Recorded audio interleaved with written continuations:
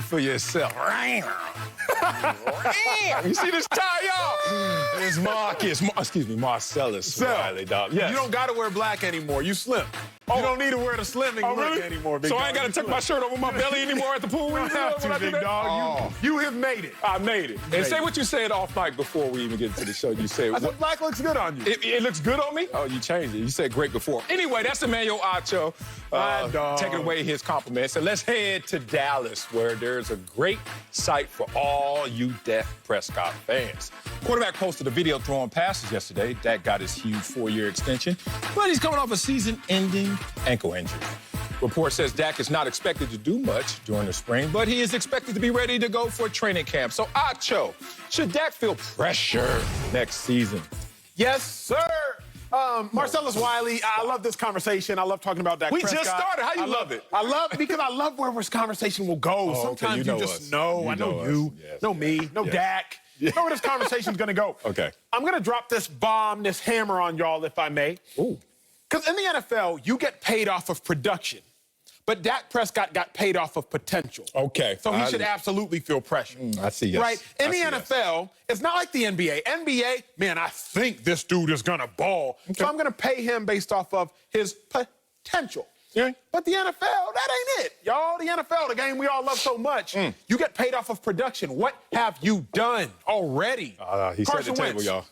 He got paid not off potential. He got paid because his team went to a Super Bowl. He wasn't there, but his team went there. He led them there, and they eventually won. Jared Goff got paid off of production. His team went to a Super Bowl. He didn't necessarily win it, but his team went. Russell Wilson, he got paid off of production. Went to a Super Bowl, won a Super Bowl, went to a Super Bowl, didn't win. Historically, the great quarterbacks that get paid, they get paid off production. Okay, I'm listening. Not necessarily getting paid off of potential. Dak got paid off potential. So now there is pressure to produce. Because for everything Dak Prescott has done well, and boy, has he done some things well, that didn't merit $160 million. Being tied for the 6th best record in the NFL since he got into the league, that doesn't merit $160 million. Being 1-2 in the playoffs in his 5-year NFL career, that doesn't merit $160 million. Having one of the greatest passer ratings in NFL history, the best passer rating in Cowboys history, that doesn't merit $160 million. But Dak Prescott's potential, boy, does that merit $160 million. Because if you can do something, yeah, Dak, I'll pay you that bread. Let's talk Jimmy G, your guy. Now you're trying to go to my heart. Conversation. Jimmy G, cute. On a heartstrings. Let's talk some talk then. Jimmy G got paid off potential. Remember, he got paid after, I believe, 7 career games as a starter. 7-0, though. Say 7-0. Say it right. No doubt about it. Let me say it with my chest. 7-0. He got paid off of potential. I get it. But he ended up producing. The difference is Dak Prescott, you are more in the Jimmy G boat than the Russell Wilson boat. Because Dak Prescott, they are paying you off of potential. And because they're paying you off of potential as opposed to production, there is pressure to produce. I came out the gate. You did! Damn, hammer and nails. You're a construction worker over there building that house. Here's the frame. I'm going to change all the variables so you guys have to live in this house that I just newly constructed. Boy, you just try to warp reality to what Acho wants. I had to. Let me sit up here and do my job, which is talk reality. Should Dak feel pressure next season? No, sir. I'll tell you why. One, we have to understand what pressure is. And sometimes we umbrella everything under what pressure is supposed to be. And that's not the case in this situation. I want to give you the contrast between pressure and anxiety. Different. Oh, God, I lived through this situation. You know, I signed a Dak deal. What was it, 2001? I was on Sports Illustrated. I don't know if I was the cover or just one of the feature articles. You know, I don't know. I was just flipping through. Maybe I was on the first page. Here's the point of it. I've been in this position before. You've been in this position before. The pressure before, but between that moment and then accomplishment, and then the anxiety that comes from after it. Talk to me. First of all, the pressure is in the pursuit of becoming something. Pressure is based on, I'm trying to prove myself right to the world. I'm trying to be something to this world. Dak Prescott wants that contract. Dak Prescott wants to be the long-term answer at quarterback for the Dallas Cowboys. Dak Prescott wants to be a franchise quarterback. Pressure to get to that. But he's checked those boxes now. So now in this moment is the anxiety. The anxiety is actually, Since I've already had the pressure of proving myself right, let me prove that they were right in believing in me.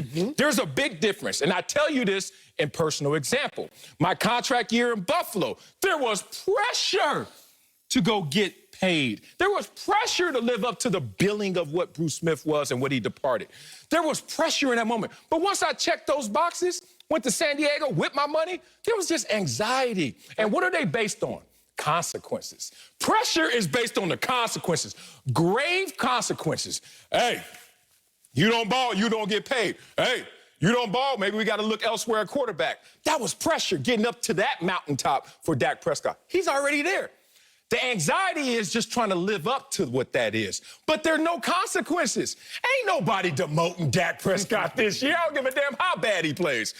Ain't no Dak Prescott going to be in a situation where he wears another helmet next year, no matter how bad he plays, because the consequences aren't there. So until you show me consequences that are married to the pressure, then this is nothing but anxiety, my brother. And anxiety is self-inflicted. That's why I like this show, because my dog come with some heat. And I'm not going to sit here and quench that heat that you came with, but I might have to take you back to Compton here in a second. Oh, we going home? Sal, Where we going? Whenever you are overpaid and underdeliver in the NFL, you know that's called stealing. When somebody gets overpaid... Don't talk about stealing in Dallas and then look at me, because I am guilty. Let's go. When somebody gets overpaid and they underdeliver, fellas, ladies, that's called stealing in the league. That's called stealing just about anywhere in life. Now, Sal, I don't know if you've ever stole anything in your life. Oh, yeah, I was a thief growing up. But I have. Oh, okay. Sporting goods store. I was about 6 years old. I wanted some goggles. I think there was a new swim class or something, a new pool in the neighborhood. I don't recall. I don't recall. But I remember I stole some goggles from a sports store. The difference is, I didn't necessarily steal it. My parents walked out with it. They didn't know. We bought a basketball. Now, they paid for the basketball. But y'all remember at the sporting goods stores, the basketball comes in a case. Yeah. The little square case on the two sides and then the ball on the other side. So I put the goggles in the case of the basketball. My parents don't know. I'm sorry. Dr. Sonny and Cristiacho, I'm telling y'all now. Mastermind. So I put the goggles inside the ball. So my parents, they pay for the basketball willingly. And then they walk out, not knowing that there are goggles inside the case. But as soon as we get into the car, I scrummage into the bag, I take the goggles. But Phil, whenever you steal, there's a pressure not to get caught. Okay. Because I stole the goggles, and now I'm like, uh-oh, what happens if my parents see them? So I take the goggles, as soon as I get home, I feel guilty, I realize I stole something, I might get caught. I throw them over the neighbor's fence. I'm good now. My dog good. If Dak Prescott is overpaid and he underdelivers, he has that pressure to not get caught of stealing. Ooh, who got caught stealing? Jared Goff got caught stealing by the Rams. Uh-oh. Damn. We caught you. He got shipped over to Detroit. Carson Wentz, he got caught stealing by the Eagles. We caught you, thief. Send him over to the Colts. Kirk Cousins, he ain't been caught yet, but you better believe he running. He running in Minnesota.